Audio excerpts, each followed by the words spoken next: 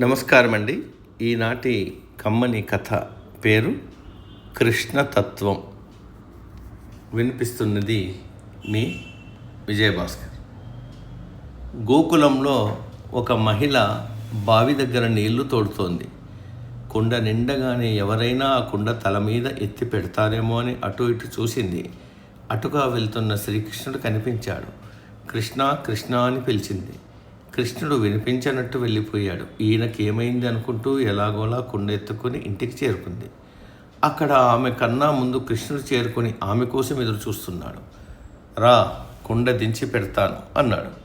ఆమె ఆశ్చర్యంతో అడిగింది. అప్పుడు పిలిస్తే రాకుండా ఇప్పుడు పిలవకుండా వచ్చి కుండ దించి పెడతానంటున్నావు? నాకేం అర్థం కాలేదు కృష్ణ అంది. కృష్ణుడు నవ్వి, నేను భారం దించేవాడిని, భారం ఎక్కించడం నా పని కాదు అని వెళ్ళిపోయాడు. కృష్ణం వందే జగద్గురుం. సమాప్తం.